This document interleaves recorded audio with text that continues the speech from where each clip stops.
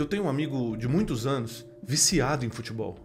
Ele sabe as escalações, as regras, gosta de comentar e até entra em discussões acaloradas sobre os times. Ele tem 6 camisas da seleção brasileira, daquela amarela, e sabe detalhes até sobre as possibilidades de quem vai ser convocado. Eu tenho um outro amigo, muito querido, que gosta demais de literatura, filmes, séries e música. Eu posso dizer que ele é um apaixonado. Cita obras e sabe até relacionar correntes literárias com outras artes. O primeiro, louco por futebol, não veste mais nenhuma das camisas da seleção brasileira que ele tem, porque, segundo ele, é coisa de fascista conservador. O segundo, que ama assistir filmes e ler livros, não foi assistir um filme brasileiro multipremiado, porque, segundo ele, é coisa de esquerdista, agenda woke. Eu nem viria aqui para falar desses casos de 2 pessoas apenas, mas não são só 2 pessoas que estão passando por isso.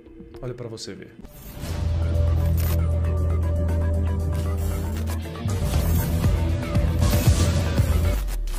Eu vou tentar abrir seu olho, mas antes, não esquece de deixar seu like e de se inscrever no canal para acompanhar as coisas que a gente colocar por aqui. Já tem um tempo que eu observo pessoas que, dependendo do lado político partidário, fazem renúncias de conhecimento e comportamento. Pareceu estranho, né? Não, eu não tô falando de nada ilegal e nem tô falando de algo flagrantemente ruim. Eu tô falando de renunciar a práticas e conhecimentos legais, às vezes importantes e até saudáveis, por causa de uma escolha político-partidária. Em outras palavras, é alguém que deixa de fazer algo que gostaria de fazer só para 1. Manter uma posição perante outras pessoas, ou 2, ser aceito no grupo de outras pessoas. Quando eu era criança, as pessoas chamavam isso de Maria vai com as outras. E é de adultos que eu tô falando, pelo menos legalmente adultos. Mas como é que a gente chegou até aqui? Deixando claro, eu não vou falar de direita e esquerda, porque, na minha opinião, não é bem isso. Para mim, é mais uma coisa de grupos diferentes entre si, que obviamente se dão nomes, mas que não necessariamente refletem os valores políticos daqueles nomes que carregam. Mas vamos voltar ao nosso assunto. Para deixar claro o que eu vou falar, eu vou usar 2 pontos razoavelmente recentes. A partir de 2013, com uma onda de protestos contra a presidente da República da época, parte da comunidade começou a usar a camisa amarela da Seleção Brasileira de Futebol como símbolo de oposição ao governo da época, cujo partido ostentava principalmente uma cor vermelha. 2. Já no final de 2024, um multipremiado filme brasileiro virou notícia, quer seja pela produção, atuação, enredo, etc., relatando aquilo que teria sido a perseguição sofrida por uma família durante um governo.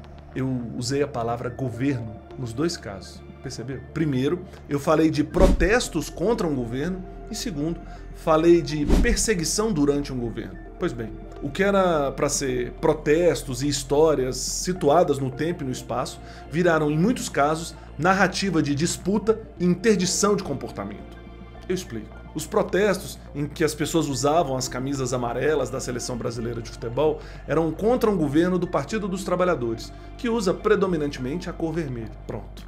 Agora, tem gente que apoia o partido ou seus aliados que não usa mais a camisa da Seleção Brasileira por causa disso. A camisa da Seleção Brasileira de Futebol. Futebol é um esporte de união nacional no Brasil. As crianças jogam futebol até na rua. Quando o PT nasceu em 1980, a Seleção Brasileira de Futebol já tinha vencido 3 Copas e alegrado o país inteiro. E quando foram feitos os protestos em 2013, a seleção já tinha vencido 5 Copas do Mundo. Tem patrão que fecha o negócio, libera os funcionários em dia de jogo da seleção. Tem criança que nem sabe de política partidária, mas sonha em vestir essa camisa. Crianças sonham em vestir essa camisa. E você, doente por futebol, pedindo camisa azul, branca, verde, preta, porque não quer que os outros te vejam com a camisa amarela que você aprendeu a amar. E olha só, eu não tô dizendo que é pra gostar ou não é pra gostar de futebol. Eu só tô falando pra você que gosta e que renunciou a uma espécie de amor pra que em algum lugar as pessoas não te achem fascista ou conservador. Só para o caso de você ter se esquecido. Para ser conservador, você gostando ou não disso, é muito mais do que usar uma camisa da Seleção Brasileira de Futebol. E fascismo? Bom, fascismo não tem nada a ver com a camisa de uma seleção de futebol que é amada por muitos dos cidadãos de um país. E eu já vou falar dos jogadores. Eles compõem a seleção. Eles não são a seleção, percebe? No Brasil, a seleção são jogadores, comissão técnica, torcedores, um sentimento em muito mais coisas, principalmente para os milhões que são fãs do futebol. Um jogador sozinho, por melhor que ele seja, não é a seleção. Mas eu já vou falar disso. Bora pro outro lado. Imagine um filme aclamado pela crítica. Um filme capaz de despertar interesses de diferentes públicos. Um filme que saiu vencendo prêmios e mostrando a capacidade de produção brasileira para o mundo. E antes da gritaria, eu já vou falar para os emocionados. Perceba que eu nem falei se o filme é bom ou se ele é ruim.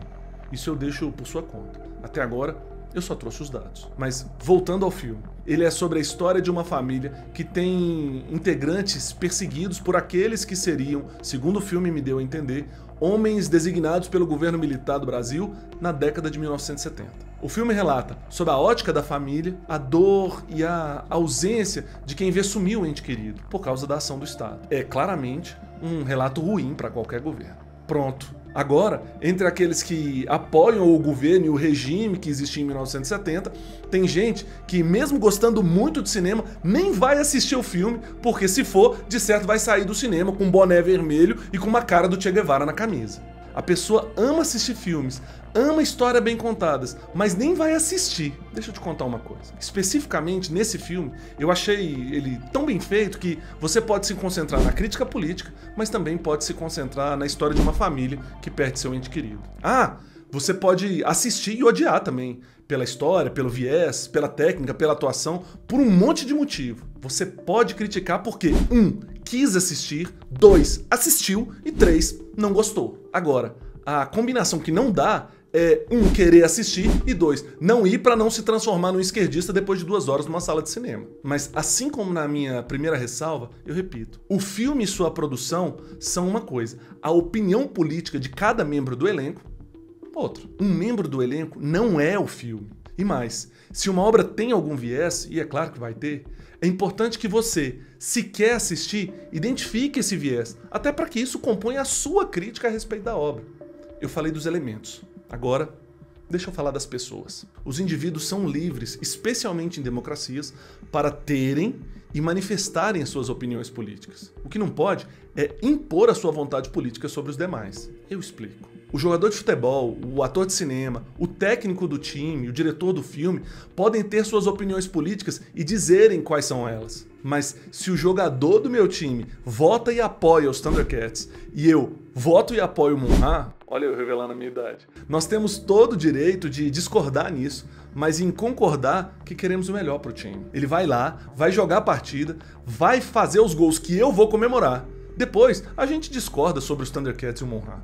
Se o ator de cinema prefere o partido do Coringa e eu prefiro o partido do Batman, e ele fizer um filme que enalteça as qualidades defendidas pelo partido do Coringa, e se eu gosto de cinema, depois de assistir o filme, farei as críticas às narrativas e os elogios às técnicas, se for o caso. Hoje, eu vim aqui para mostrar que é possível separar as coisas e não deixar de fazer algo que você gosta, porque tem gente tentando tornar isso um símbolo que você não apoia. E eu sei a importância dos símbolos numa sociedade, mas um grupo só toma para si um símbolo se todos aqueles que usam esse símbolo ou concordarem, ou permitirem, ou se renderem. É esse o caso. Você vai se render, você vai renunciar àquilo que você gosta, deixar de usar coisas que te fazem se sentir bem, porque alguém com quem você não concorda resolveu usar também no movimento partidário. Se você quer ir ao cinema, pode ir. Justamente porque eu espero que a sua convicção política seja formada por muitas outras coisas que não só um filme. Se você quer usar a camisa amarela da seleção brasileira, use, torça e se emocione.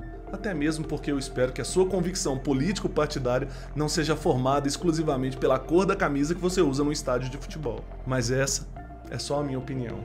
E eu, muitas vezes, prefiro a sua. Não precisa gostar, mas se você achou interessante, compartilha para mais gente concordar ou rebater. Com trabalhos técnicos do Guilherme Dantas, esse é o Olha Pra Você Ver, com assuntos que a gente acha que você tem que saber. Eu sou Braulio Flores, mas também tenho espinhos. Até a próxima.